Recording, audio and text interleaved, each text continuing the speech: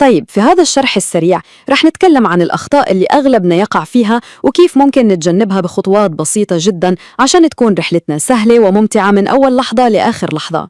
أهلا بالجميع. السفر المفروض يكون متعة صح؟ بس خلينا نكون صريحين، يوم السفر نفسه ممكن يكون أكثر شيء يسبب توتر في الرحلة كلها. بين تحضير الشنط والزحمة والطوابير اللي ما تخلص في المطار، الواحد ممكن يفقد حماسه. هذا الإحساس بالفوضى والقلق كلنا نمر فيه، يعني شعور طبيعي جدا. الواحد يكون شايل هم الشنط، الإجراءات والوقت اللي يركض.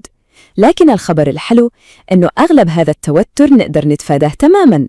الموضوع كله شوية تخطيط بسيط، وصدقوني هذا اليوم ممكن يتحول من يوم متعب ليوم مريح وبداية حلوة للرحلة. طيب خلونا نبدأ من الأساس، من قبل ما نطلع من البيت أصلاً، لأنه التحضير الصح في هالمرحلة هو اللي بيحدد كيف رح يكون باقي اليوم. يوم السفر مو يوم كشخة إلا في حالات نادرة جداً. تخيلوا الوضع، ساعات طويلة جالسين في الطيارة مشي بين البوابات، وممكن حتى الواحد يضطر يركض عشان يلحق رحلته. عشان كده الراحة لازم تكون هي الأولوية رقم 1. ملابس واسعة، حذاء رياضي مريح، هذا هو اللبس المثالي. طبعاً لو في اجتماع عمل مهم مباشرة بعد الوصول وقتها الموضوع يختلف، بس في الغالب الراحة أولاً. هذه حركة بسيطة بس ذكية جدا. لو في أغراض قابلة للكسر مثل زجاجة عطر أو تذكار زجاجي، الفكرة إن الواحد يحطها في نص الشنطة بالضبط ويحيطها بالملابس من كل مكان، كده كأنكم تسوولها وسادة حماية طبيعية تمتص أي خبطة أو صدمة ممكن تتعرض لها الشنطة. موضوع وزن الشنط هذا مهم جدا.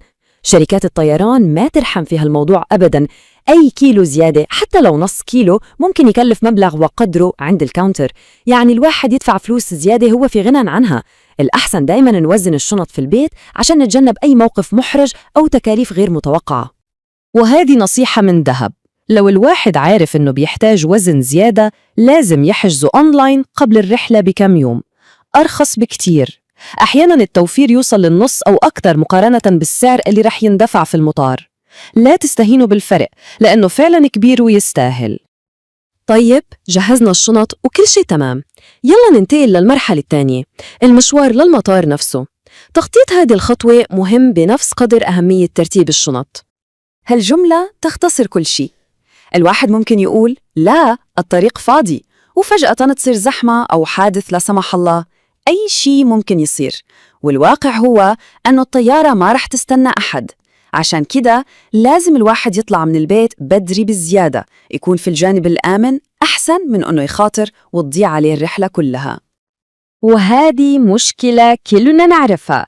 أسعار الأكل والشرب في المطار الصراحة نار، يعني قارورة المية الصغيرة اللي سعرها بريالين برا ممكن توصل 10 أو 15 ريال داخل المطار. استغلال واضح. والحل أبسط منه ما فيه. قبل ما نوصل المطار نوقف عند أي سوبر ماركت في الطريق، نشتري كم سناك ومية. الموضوع يوفر مبلغ محترم ممكن نستفيد منه في وجهتنا بدل ما نضيعه على أكل وشرب غالي. تمام، وصلنا المطار. الحين كيف نتحرك داخله بذكاء عشان نوفر وقت وفلوس؟ خلونا نشوف. موضوع التشيك إن أونلاين هذا بصراحة يغير تجربة السفر كلها. من البيت أو من أي مكان الواحد يخلص كل شيء، يختار كرسيه وياخد البوردينج باس على جواله. خلص يوصل المطار يروح على طول على كاونتر تسليم الشنط، وبكذا يتجنب الطوابير الطويلة اللي ما لها داعي. نقطة سريعة بس مهمة جدا. طبيعي الواحد يحب يصور ويوثق رحلته، لكن في المطار لازم ننتبه. في أماكن ممنوع التصوير فيها تماماً، زي عند كاونترات الجوازات أو عند نقطة التفتيش الأمني. الأفضل الواحد ينتبه للوحات عشان يتجنب أي مشاكل. والحين نجي عند التفتيش الأمني. يمكن هذه أكتر نقطة تسبب توتر للكل في المطار، بس بشوية تحضير ممكن نمر منها بسرعة وسهولة. قبل ما يجي دوركم عند جهاز الفحص خلوا كل شيء جاهز، الجوال، المحفظة، الحزام، الساعة، أي شيء معدني كله طلعوه وحطوه في الصينية. هالحركة البسيطة ما بتسرع إجراءاتكم وبس، بل تساعد كل اللي واقفين في الطابور. ومع كل الزحمة اللي عند التفتيش سهل جدا الواحد ينسى شيء أو أغراضه تختلط مع أغراض شخص تاني. عشان كده عينكم لازم تكون على الصينية تبعكم وهي تدخل وتطلع من جهاز الأشعة. لازم نتأكد إننا أخذنا كل شيء قبل ما نمشي. وهذه حركة وقائية ذكية جدا. قبل ما تسلموا الشنط صوروها فيديو وصور من كل الزوايا. ليش؟ عشان لو صار فيها أي ضرر لا سمح الله يكون عندكم دليل قوي تطلبون فيه تعويض. وأهم شيء لو لاحظتوا أي ضرر لازم تبلغوا مكتب شركة الطيران فوراً قبل ما تطلعوا من صالة الوصول. وأخيراً ركبتنا الطيارة، فيه كم نقطة بسيطة عن السلوكيات اللي تخلي الرحلة ممتعة للجميع.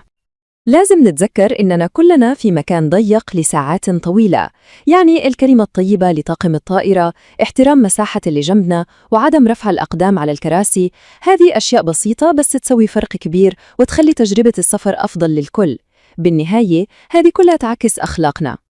شفنا كيف إن شوية تخطيط بسيط من وزن الشنط الصح وتوفير الفلوس في الأكل إلى المرور السريع من التفتيش ممكن يغير تجربة السفر بالكامل. الحين السؤال للجميع، وش هي أهم نصيحة أو معلومة حسيتوا إنها رح تفيدكم في رحلتكم الجاية؟ أتمنى يكون هذا الشرح قدم لكم فايدة وخلى رحلاتكم المستقبلية أسهل وأمتع. شكراً لكم.